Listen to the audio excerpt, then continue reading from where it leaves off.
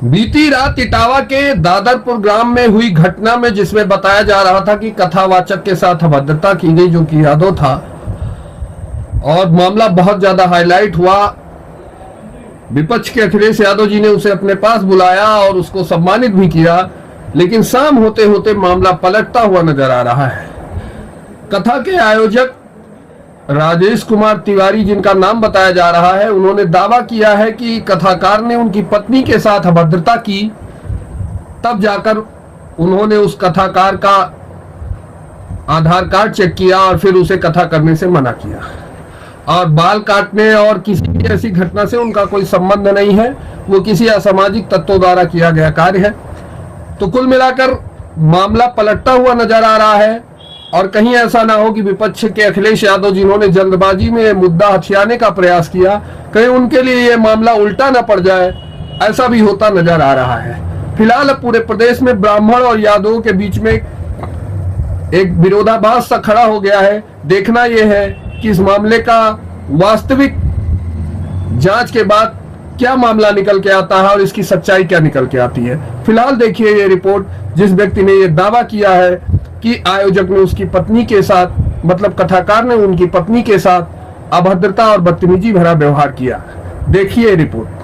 बोले इन्होंने धमकी दे दिया कि हमारा सपा मुखिया से डायरेक्ट संबंध है, हम उठवा लेंगे घर से। हम तो भागवत में आए थे, हम ये सब कर सकते हैं कि हम सपा बसपा। उसने हमें धमकी दी, तब ये पता चला। तो थैला उठाया, उसमें आधार कार्ड निकला, लड़कों ने उठाया कि अग्नोत्री है। इटावा के बकेवर थाना क्षेत्र के दादरपुर गांव में शुरू हुई भागवत कथा विवाद अब और बढ़ता जा रहा है। इस मामले को लेकर अब नए खुलासे हो रहे हैं।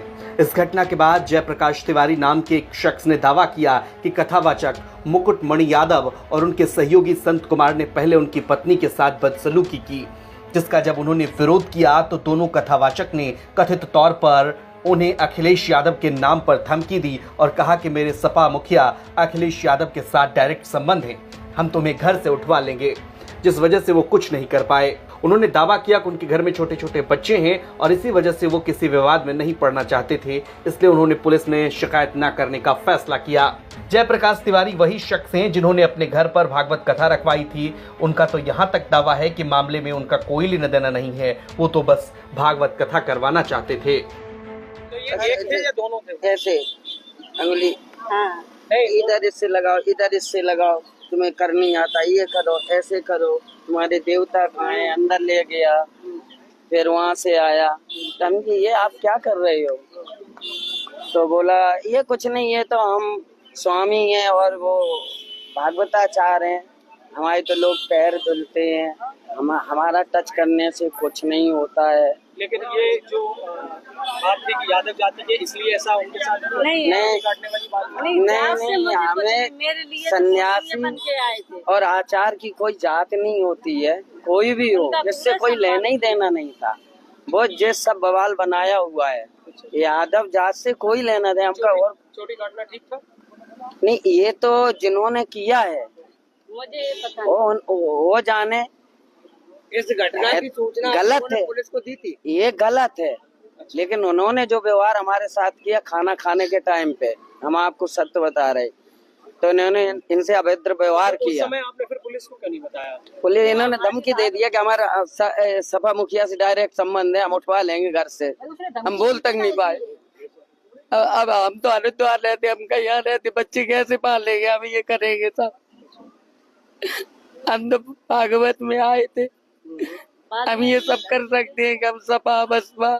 घर में गुंडे आए, कौन हमारी मदद करेगा? उसने हमें धमकी दी, तब ये पता चला।